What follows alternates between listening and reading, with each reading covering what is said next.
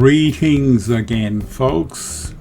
In this video we leave the Captain Cook Memorial site and head to the two lookouts at the tip of the Round Hill Head called the Wave Lookout and the Bustard Bay Lookout.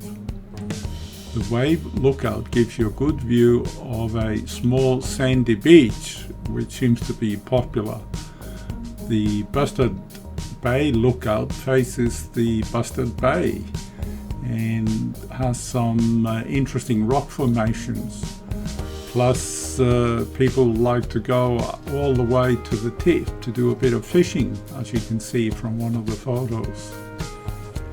The driving video is from our stay in 2019 when we had clear skies, but the rest of the video, i.e. the handheld footage and the photos, are from our day trip from Bundaberg in September 2017.